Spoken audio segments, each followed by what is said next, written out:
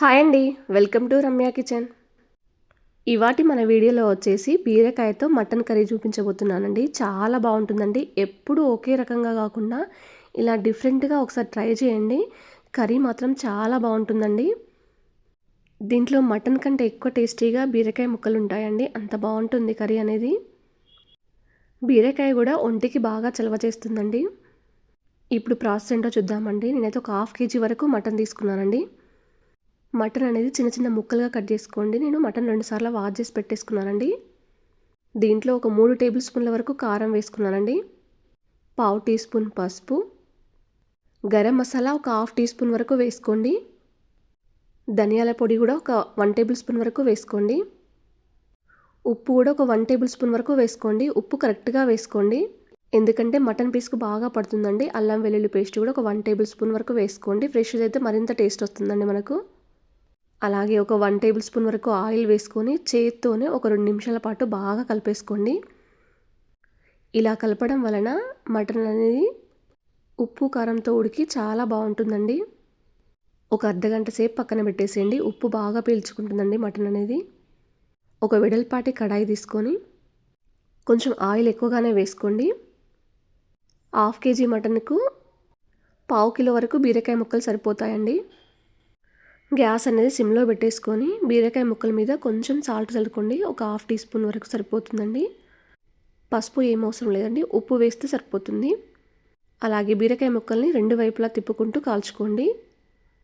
మీకు వీడియోలో కనిపిస్తుంది కదా, ఆ విధంగా కాల్చుకుంటే సరిపోతుందండి. వీటిని ఒక ప్లేట్లోకి తీసుకోండి బీరకాయ ముక్కల్ని.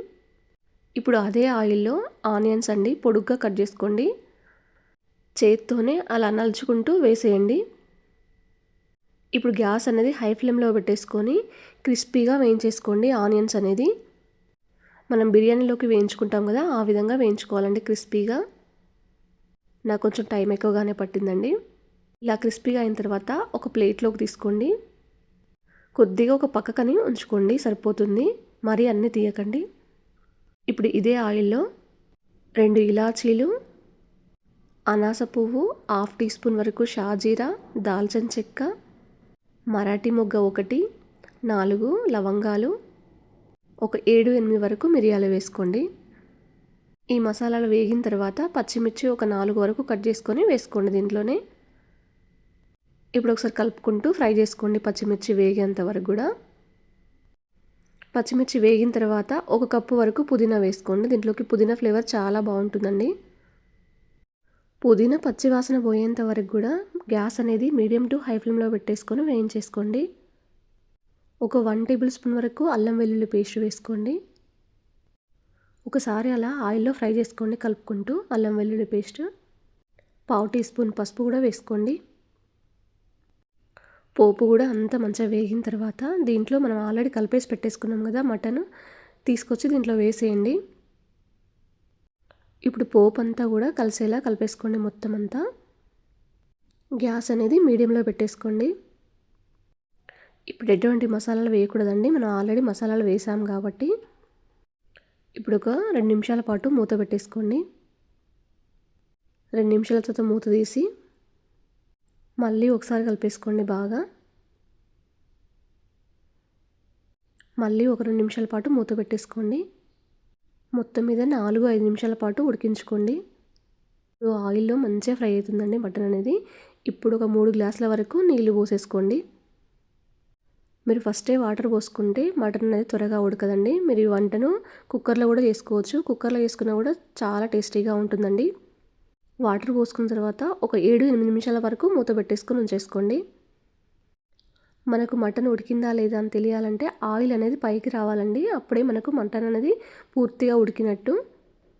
అలాగే మటన్ తెచ్చుకునేటప్పుడు మటన్ ముక్కలు అనేది చిన్న పీసులుగా కట్ చేసుకుంటే త్వరగా ఉడుకుతుందండి. మనం ఆల్రెడీ ఫ్రై చేసి పెట్టేసుకున్న బీరకాయ ముక్కలను ఇందులో వేసేయండి. బీరకాయ ముక్కలు వేసే టైం వరకు మనకు 95% వరకు మటన్ అనేది పూర్తిగా కుక్ అయిపోవాలండి. అప్పుడే మనం బీరకాయ ముక్కలు అనేది వేయాలి. ఫస్టే బీరకాయ ముక్కలు అనేది వేస్తే అందులో అసలు బీరకాయ ముక్కలు వేసినట్టు కూడా మనకు తెలియదండి, అంత మెత్తగా ఉడికిపోతాయి. అందుకని లాస్ట్లో వేయాలి. వేసిన తర్వాత 1 నిమిషం పాటు ఉడికించుకుంటే సరిపోతుందండి. నేను మరొక హాఫ్ టీ స్పూన్ వరకు ధనియాల పొడి వేసానండి. కొంచెం చిక్కదనం కోసమని వేసానండి.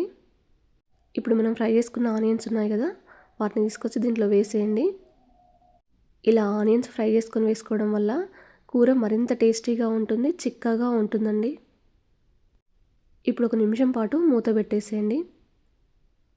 చూడండి, మూత తీసిన తర్వాత చిన్నగా తరిగిన కొత్తిమీర వేసుకోండి పైన.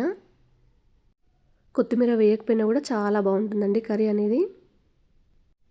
ఒక 10 సెకండ్ల పాటు మూత పెట్టేసి తీసేయండి.